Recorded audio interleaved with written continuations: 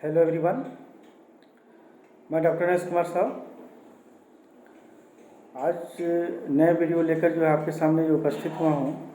और आज का जो विषय है सातवाहन कौन थे और उनकी सातवाहन की जो राजनीतिक इतिहास क्या था, इसके बारे में जो है चर्चा करने का हम प्रयास करेंगे। तो सातवाहन के संबंध में हम कहते हैं कि बहुत सारे प्रश्न उठते हैं कि सातवाहन कौन थे, उनका मूल निवास स्थान कहाँ था। तो इस तरह से उनकी तिथियों के बारे में भी बहुत सारे ऐसे बातें उठती है। लेकिन इसका जो पुराणों में भी बहुत सारे बातें कही गई कि सातवाहन वंश के राजाओं को जो है आंध्र शब्द से जो है पुकारा या शब्द का प्रयोग किया गया है। और साहित्य में भी इस वंश में जो है शालिवाहन शब्द का प्रयोग किया गया है। ब्राह्मणों और नागों के सम्मिश्रण से कुछ लोग बताते हैं कि ब्राह्मण और जो नागों की जो मिश्रण हुआ था, तो सातवाहनों की जो उत्पत्ति भी बताया गया है। लेकिन कथा सहित सागर से भी पता चलता है कि एक काल्पनिक व्यक्तियाँ ये सब सारी बातें हैं। और डॉक्टर भंडारकर महोदय भी कहते हैं कि ये सातवाहन जो थे एक ब्राह्मणेतर माना है इन्हें, क्योंकि उपलब्ध सामग्रियाँ के आधार पर बताते हैं कि सातवाहनों को ब्राह्मण ही माना जाना चाहिए। और जहाँ तक कि नासिक अभिलेख में जो गौतमीपुत्र सातकर्णी को जो है एक क्षत्रिय का गर्भ होने का और जो उसे जो है मान मर्यादा करने वाला ब्राह्मण कहा गया है। तो इस तरह से उसके बातें कही गई उनके बारे में। लेकिन उनके स्थान के बारे में जो जहाँ तक है कि ये हमारा गोदावरी और कृष्णा नदी के बीच में रहने वाले लोग थे, जिसे आंध्र कहा गया। अधिकतर जो विद्वान जो है इनके बारे में कहते हैं कि सातवाहनों का मूल स्थान जो था वो महाराष्ट्र ही बताते हैं, क्योंकि बहुत से अधिक संख्या में वहाँ अभिलेख भी मिले हैं सारे। और वे पहले महाराष्ट्र में ही शासन करते हैं, ऐसा प्रतीत होता है। और शकों द्वारा जो है पराजित होने पर जो है आंध्र में आकर जो है बसे हुए लोग थे, इसलिए जो है इन्हें आंध्र सातवाहन भी कहा जाता है। तो इस तरह की बातें जो है आंध्र सातवाहन के बारे में जो है बातें कही गई, उत्पत्ति के बारे में, स्थान के बारे में। लेकिन तिथि के बारे में भी बहुत सारे बातें हैं कि जो मत्स्य पुराण में भी कहा गया कि आंध्रों ने जो है लगभग जो है 450 वर्षों तक राज किया। उसी के आधार पर सातवाहनों को अगर हम देखते हैं कि प्रारंभ से जो है 300 ईस्वी जो है 300 ईसा पूर्व ही मानते हैं। लेकिन वायु पुराण में बताते हैं कि सातवाहनों का जो काल था वह 300 वर्ष बतलाया गया है, जो उनमें से जो 19 राजाओं का नाम जो है उल्लेख है।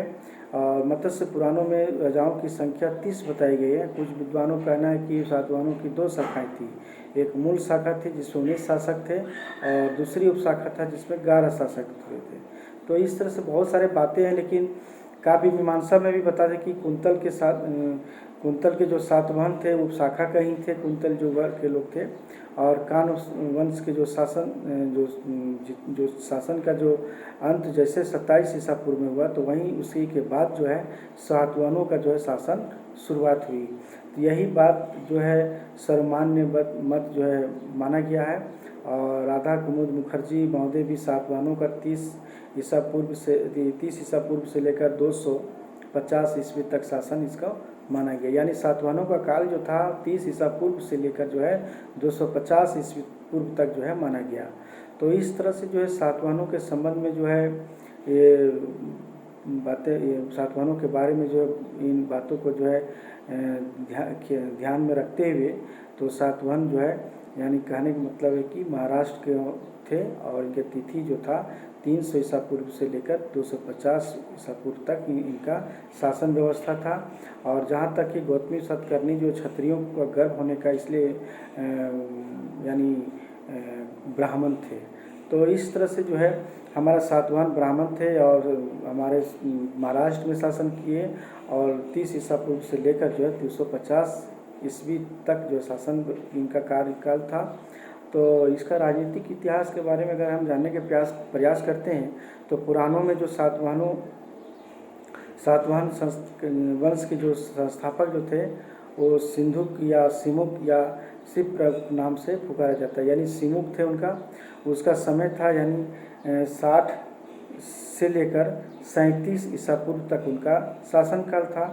लेकिन उसने शुंगों और कान्हों को शक्ति को उन्मूलन करके यानी उनको जो है पराजित करके आंध्र सातवाहन वंश की स्थापना किया था। इनकी राजधानी प्रतिष्ठान था जो पैठण थी, यानी महाराष्ट्र, यानी गोदावरी तट पर ही यह स्थित है और नासिक के निकट, सबसे निकट है। और उसी के राज्य में था। वह जैन धर्म और बौद्ध धर्म को भी मानते थे, यानी सिमुक जो है बौद्ध धर्म के संरक्षक थे और जैन धर्म का भी संरक्षक थे, यानी दोनों धर्म को जो है धर्म सहिष्णु प्रवृत्ति के व्यक्ति थे। लेकिन इसकी कार्यकाल बहुत कम ही रही। लेकिन इसके बाद जो है कृष्ण के आते हैं इनके राजा, क्योंकि सिमुक के बाद जो है उसी का भाई, यानी सिमुक का जो भाई था उस कृष्ण था, जिसे कान्हा भी कहा जाता है। और सातवाहन राज्य का जो विस्तार भी किया था, अपने साम्राज्य विस्तार का करने का प्रयास किया था। जहाँ तक नासिक के शिलालेख से ही पता चलता है कि उस समय वहाँ एक गुफा भी बनाई थी कृष्ण ने। इसके बाद सातकर्णी प्रथम का नाम उल्लेख है, क्योंकि सिमुक का जो पुत्र था वो सातकर्णी था। वह सातवाहन वंश का सबसे प्रतापी शासक के रूप में प्रसिद्ध था, क्योंकि नानाघाट में अभिलेख से पता चलता है कि उसकी सफलताओं पर जो है बहुत विजय हासिल किया था। वहाँ उल्लेख भी मिलता है, यहाँ तक कि उसमें यानी सिमुक सातवाहन वंश, यानी वंश धनंश, अर्थात सिमुक जो था सातवाहन वंश को बढ़ाने वाला, यानी बढ़ाने की प्रवृत्ति रखने वाला जो है, यानी सातकर्णी को कहा गया है। इस अभिलेख में यह भी देखते हैं कि आपप्रति चक्र दक्षिणापति भी कहा गया है इसे, क्योंकि अपने प्रभाव इतनी तेजी बढ़ाया था, इतनी प्रसार बढ़ाया था साम्राज्य विस्तार करने में, कि वह जो है प्रभाव वृद्धि इतनी बढ़ा कि महाराष्ट्र में महारथी की जो पुत्री है नागनिका से भी विवाह किया। तो इस तरह से देखते हैं कि सातकर्णी इतनी तेज़ी से और इतनी मतलब धैर्य और साहस के साथ वीरतापूर्वक जो है अपने साम्राज्य का विस्तार करने लगा, और उसकी जो है प्रसिद्धि इतनी फैली कि जिसके कारण महाराष्ट्र के एक महारथी की पुत्री नागनिका से जो है विवाह किया। संभवतः कहा जाता है कि दक्षिण भारत में कुछ प्रदेशों को जीत कर जो है अपने साम्राज्य में मिलाया था।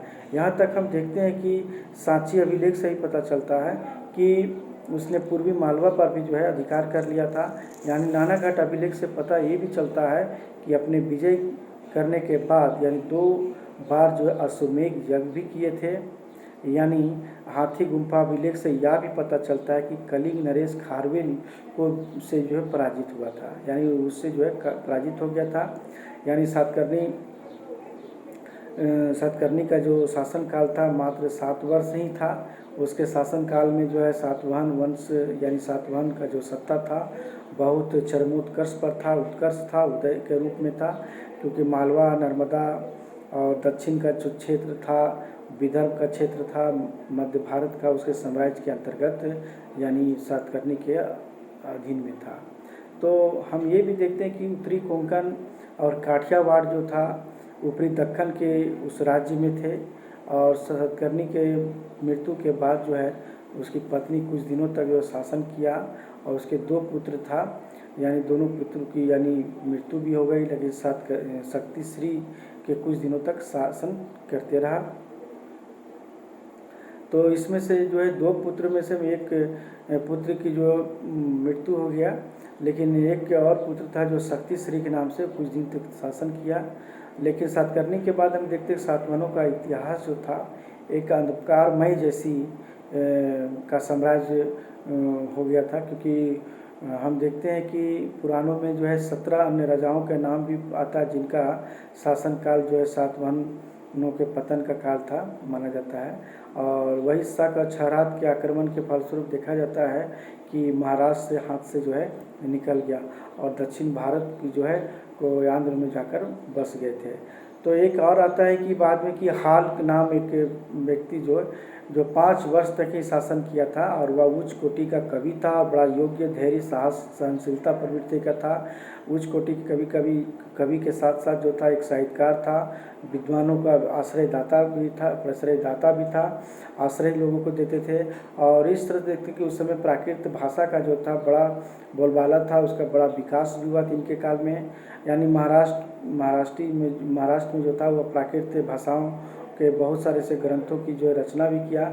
तो हाल राजा स्वयं ही जो था वह गाथा, यानी सप्तशती नामक ग्रंथों की रचना की। उसी के शासनकाल में जो था एक गुनाढ़े व्यक्ति जो थे अपने बृहद कथा की जो है एक ग्रंथ की जो है रचना भी किया था। तो इस तरह से जो है 20 से 24 ईस्वी तक शासन किया। लेकिन इसके बाद एक राजा का नाम आता है गौतमी पुत्र सातकर्णी का नाम आता है, क्योंकि पुराणों में जो है बात है कि सातकर्णी को सातवाहन वंश का जो है 23वां शासक बताया गया है, लेकिन इस वंश का सबसे बड़ा प्रकर्मी शासक भी माना गया इन्हें। और उसके शासनकाल में देखते हैं कि सातवाहन सत्ता का जब पुनरुत्थान हुआ, यहाँ तक कि उसका पुत्र जो था वशिष्ठ पुलुमावी, वह भी नासिक अभिलेख में उनको उपलब्धियों का पूरी तरह से उल्लेख भी इनका भी किया गया है। और गौतमी सातकर्णी को जो है सातवाहन कुल का जो पुनर्स्थापित करने वाला बताया गया है। यहाँ तक कि क्षत्रियों को जो है नाश करने वाला भी बताया गया। यहाँ तक कि शक, पहलव और जितने भी यवन शासक थे उनको भी समाप्त करने वाला, पराजित करने वाला, साथ साथ जो है क्षारात वंश को जो है पराजित करने वाला। तो इस तरह सातकर्णी जो थे यानी गौतमीपुत्र सातकर्णी ने सातवाहन साम्राज्य को पहले के से ज़्यादा विस्तार किया। तो इनका जो विस्तार था, इनके जो शासनकाल में जितने जो अधीन साम्राज्य था वह था असिक यानी गोदावरी और कृष्णा नदी के जो है बीच का जो भाग था असिक, उसमें इनका अधीन था। अस्मक जो गोदावरी तटीय गोदावरी नदी के जो किनारे था। मूलक यानी पैठन जगह का नाम था। सौराष्ट्र, कुकुर यानी उत्तरी काठियावाड़, अपरांत बम्बई का पहाड़ी क्षेत्र है। अनूप यानी नर्मदा नदी के तट पर जो है एक महासमती राज्य है, उसे अनूप भी कहा जाता है। तो इस तरह से उस समय कहा जाता था। लेकिन विदर्भ बरार को कहा जाता है, आकर या भी पूर्वी मालवा, अवंती, पश्चिमी भारत। तो इन क्षेत्रों पर जो है यानी गौतमीपुत्र सातकर्णी का जो अधिकार था, इनका साम्राज्य फैला हुआ था। गौतमीपुत्र सातकर्णी जो थे क्षारात वंश को पराजित करके जो है अपने वंश को पुनर्स्थापित किया था।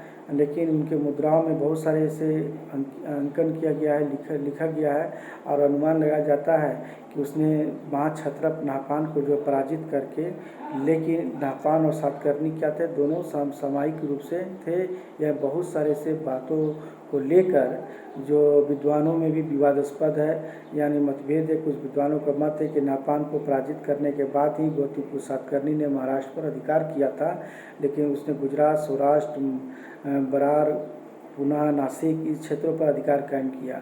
लेकिन उसके 18वें वर्ष में अगर देखते हैं कि नासिक के नज़दीक जो है पांडुलिनी नामक एक गुफा है, उस गुफा का निर्माण भी करवाया था और वहाँ भी जो है गौतमीपुत्र सातकर्णी ने जो है दान भी दिया था। अपने दान जो दिया था अपने शासन के 42वें वर्ष में जो है दिया था, और ये दिया था साधुओं को भी भूमिदान दिया था, साथ साथ साधुओं लोगों को भी। क्योंकि इससे विवरण सभी लेख से पता चलता है कि इसलिए चलता है कि उसने जो खुदवाया था उसी से पता चलता है। इस तरह से बात चलता है कि इससे प्रतीत होता है कि कम से कम उन्होंने जो गौतमीपुत्र सातकर्णी जो था यानी 24 वर्ष तक जो शासन किया था। तो इस तरह से हम देखते हैं कि इनके काल में जो है गुफा अभिलेख से पता चलता है कि उसने जो है घोड़ों को 3 सागरों का पानी पिया था, यानी इनके घोड़ा 3 सागर का पानी पिया था। यानी अपना साम्राज्य का उद्देश्य था कि पूर्ति के लिए एक विशाल साम्राज्य यानी सुसंगठित सेना का भी निर्माण करना। इससे प्रतीत होता है कि अरब सागर, बंगाल की खाड़ी और हिंद महासागर यानी तीनों सागरों का पानी पिया था, यानी तीनों ओर से इनका जो अधिकार क्षेत्र था यानी साम्राज्य विस्तार था। यानी इसलिए जो है सातकर्णी को जो है एक कुशल शासक भी माना जाता है और धर्म के अनुकूल जो है टैक्स भी लगाता था अपने साम्राज्य में, और अपने अपराधियों को बड़ी उदारता से ही जो है दंड की व्यवस्था भी किया था। और न्याय व्यवस्था या शासन व्यवस्था कठोर तो नहीं था, लेकिन वह वैदिक धर्म का अनुयायी था। उसने वर्णाश्रम व्यवस्था को बनाए रखने के लिए बहुत ही प्रयास किया और अत्यंत एक दयावान प्रवृत्ति के व्यक्ति थे गौतमीपुत्र सातकर्णी। प्रजा के सुख दुख का अपना सुख दुख समझता था, यहाँ तक कि अपनी प्रजा के आनंद के लिए, उत्सवों के लिए जो विभिन्न प्रकार के जो है मनोरंजन या आयोजन भी करते थे। वह सभी को जो है धर्म सहिष्णुता के प्रवृत्ति के व्यक्ति थे। वह एक निर्माता भी था। उसने जो है नासिक जिले में जो है वेंकट नामक नगर का भी निर्माण कराया था। तो इस तरह से जो है इनके बारे में बहुत सारे बातें कही गई है। इनके बारे में जो विद्वानों में बहुत सारी बातें हैं। इसके बाद वशिष्ठी पुत्र पुलमावी का नाम आता है, जो गौतमीपुत्र सतकर्णी के निधन के बाद जो है उन्हीं का पुत्र वशिष्ठ पुलमावी राजा बनता है। और राजा बनने के 24 वर्ष यानी 130 से लेकर जो है 54 ईस्वी तक जो है शासन करते हैं। पुराणों में से पुलोमा भी कहा गया है, इसलिए कहा जाता है कि अपनी स्थिति को जो है सुरक्षित करने के लिए गौतमीपुत्र सतकर्णी ने अपने यानी पुत्र वशिष्ठ पुत्र पुलमावी का विवाह जो है रुद्रदामन से की पुत्री से भी कर दिया गया। कनेरी अभिलेख से पता चलता है कि पुलमावी को जो अपने जो है महाक्षत्रप नियुक्त किया था और महाक्षत्रप रुद्रदामन का दामाद भी बना था। संभवतः ऐसा माना जाता है कि रुद्रदामन ने उनका विनाश नहीं किया, बल्कि जो है उसके पिता की तरह पुलमावी को योग्य कुशल शासक माना और दक्षिणापति भी इन्हें पुलमावी को कहा गया। और इनके इसलिए पता चलता है कि उनके सिक्के जो तमिलनाडु से मिलते हैं और उससे साम्राज्य विस्तार का भी पता चलता है। तो सातवाहनों के पास जो है नौशक्ति का भी प्रमाण मिलता है। उन्होंने नौशक्ति का काफ़ी विकास किया, यानी नाव का अपने बंदरगाहों पर। तो अंतर्देशीय और अंतर्राष्ट्रीय व्यापार पर जो है को लोग प्रोत्साहन भी मिलता था, देते भी थे, क्योंकि पुलमावी था एक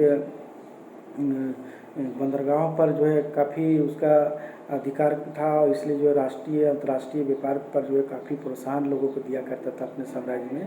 यहाँ तक उस समय बहुत नौ नगर के भी स्थापना हुई थी। और अपने काल में भी जो है बहुत सारे इसी काल में जो अमरावती स्तूप का भारतीय जो वास्तुकला भी जो है बना था। इसके बाद जो है इनके भाई शिव सतकर्णी शासक भी हुए थे। तो इस तरह से हम देखते हैं कि यक्षश्री सातवाहन वंश का अंतिम जो शासक था वो यक्षश्री सातकर्णी थे। और सातकर्णी के बाद जो थे 27 वर्ष शासन किया था बताया जाता है, क्योंकि इन्होंने भी गुजरात, काठियावाड़ प्रांत, मध्य प्रदेश, ये सब तमिलनाडु का कुछ कृष्णा जिले के क्षेत्र है, यहाँ से भी बहुत सारे मुद्राएं इनकी मिली है। इससे पता चलता है कि महाराष्ट्र, आंध्र प्रदेश दोनों पर इनका शासन व्यवस्था था। और रुद्रदामन के जो शासक रुद्रदामन के जो उत्तराधिकारी थे, यानी उत्तरी कोंकण को जो है उस क्षेत्र के ऊपर जो है अधिकार भी कायम कर लिया। उसने उज्जैन के शक राजाओं को जो है की तरह ही जो है रजत मुद्राएं भी जो है चलाने का प्रयास किया। इसलिए शक विजय भी जो है इन्हें कहा भी जाता है और इसे श्रेय भी जाता है। और अपने काल में बहुत इनका भी विकास हुआ था, क्योंकि इनके सिक्कों पर जो है मछली, जहाज और शंख के चित्र जो है अंकन उल्लेख मिलता है। और साथ साथ इसके व्यापारिक जो प्रगति विकास जो था, ऐसा पता चलता है कि बौद्ध दार्शनिक नागार्जुन यक्षश्री सातकर्णी का मित्र था, ऐसा पता चलता है। तो इस तरह से जो है यक्षश्री का एक सातवाहन वंश का जो अंतिम शासक था, इसके मृत्यु होने के बाद जो है आभीर वंश का यानी ईश्वर सेन ने जो है पश्चिमी महाराज सातवाहनों को जो है से हाथ से छीन लिया अपने साम्राज्य को। और ऐसा प्रतीत होता है कि सातवाहन वंश का अंतिम राजा यानी हमारा यक्षश्री सातकर्णी यानी के बाद जो है चंद्रश्री इत्यादि बरार इन क्षेत्रों पर जो है अधिकार जो है सीमित रह गया। और इस तरह से पुलमावी चतुर्थ यानी इस वंश का अंतिम शासक था। और 300 ईस्वी तक जो है शासन अपने साम्राज्य के बाद जो है देखने को मिलता है कि 300 ईस्वी तक जो है सातवाहन साम्राज्य का छीन भिन्न हो गया, क्योंकि इनके पतन का बहुत सारे बातें थी, कारण था, क्योंकि आंध्रों और शकों के बीच बहुत लंबे समय तक युद्ध भी चला। यहाँ तक देखते हैं कि पश्चिम भारत के जो आभीर जाति लोग थे उनकी प्रबल शक्ति बहुत तेज़ी भी बढ़ गई थी। दक्षिण भारत में देखते हैं कि इक्ष्वाकु और पल्लवों की शक्ति बहुत तेज़ी से बढ़ने लगी। तो इस तरह से देखते हैं महाराष्ट्र में भी जो है आभीर राजा ईश्वर सेन का जो है काफ़ी अधिकार कायम कर लिया। तो पतन के बाद बहुत सारे देखने को मिलता है कि पतन के बाद जो है दूसरे वंशों के अधीन में ये सारा जो है साम्राज्य जो है विघटित हो गया और चला गया। तो इस तरह से देखते हैं कि सातवाहन के जो है साम्राज्य जो है, तो इस तरह की जो है व्यवस्था थी इसकी। सातवाहन वंश के भी अपने शासनकाल में जो है गौतमीपुत्र सातकर्णी और वशिष्ठ पुत्र पुलमावी, तो ये सब राजा जो थे यानी सातवाहन वंश के जो है सबसे बड़े जो है प्रसिद्ध शासक के रूप में हुए। अपने साम्राज्य का विस्तार भी अच्छे तरीके से किए और अपनी शासन व्यवस्था को, अपनी प्रशासनिक व्यवस्था को एक अच्छे कार्य यानी सुदृढ़ सुव्यवस्थित चलाने का प्रयास भी किया था। लेकिन इसके बाद के जितने भी उत्तराधिकारी हुए वो अयोग्य उतनी जितनी सातकर्णी और पुलमावी जैसे जो राजा जैसे जो है ये लोग नहीं हो पाए, इसीलिए जो है इस समय जो है पतन भी हुआ। और पतन का ये सब जो है आंध्र शकों का बीच में जो है बहुत लंबे समय तक चला और इसके बहुत सारे कारण थे, जिसके कारण से जो है सातवाहन वंश राजाओं का जो है पतन हो गया। इसके बाद अगला वीडियो में आज हम बताने का प्रयास करेंगे सातवाहन वंशों का जो है सभ्यता संस्कृति क्या थी। तो फिर से मैं दूसरे दिन में हाजिर होऊंगा।